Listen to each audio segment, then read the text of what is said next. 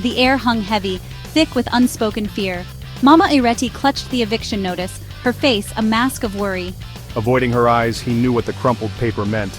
Shame burned in his gut. Their tiny home, a sanctuary for years, was under threat. The landlord, a ruthless man, wanted them out.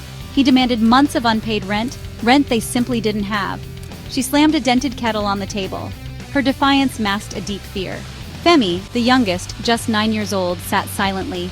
His eyes darted between his family members, absorbing their anxiety. Daniel held onto the crumpled job advert. It was a lifeline, a chance to save his family. He'd been unemployed for months. Each rejection chipped away at his pride. This job, at a local factory, was their last hope. He imagined the relief on his mother's face. He pictured Femi smiling again, carefree. The interview was everything. He practiced his answers in his head, each word carefully chosen. He ironed his only shirt. A wave of nausea hit him. He couldn't fail, not this time.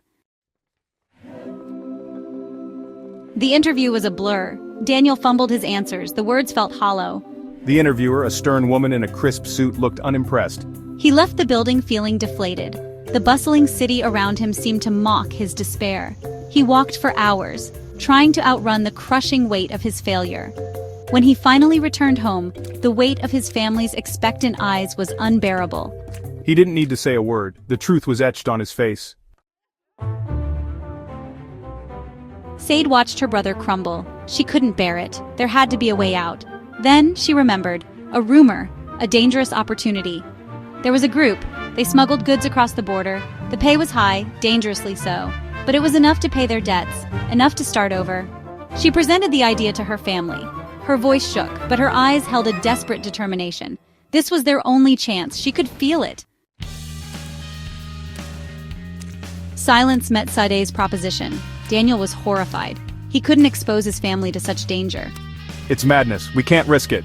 Mama Ireti, her face etched with worry lines, remained silent. Her heart ached for her children. She understood their desperation, but the price seemed too high.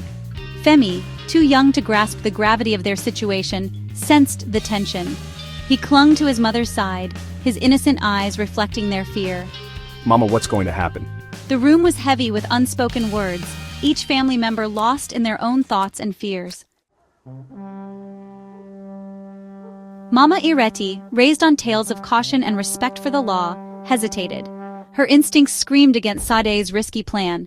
It felt wrong, dangerous. But what choice did they have?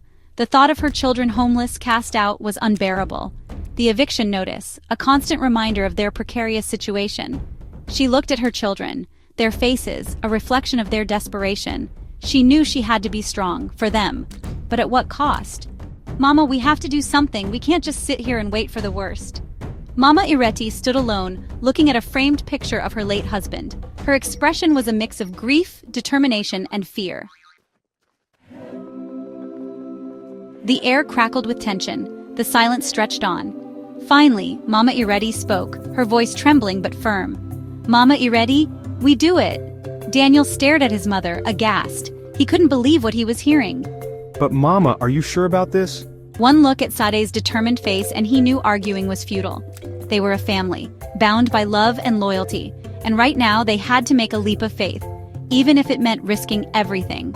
We have to trust each other. It's the only way.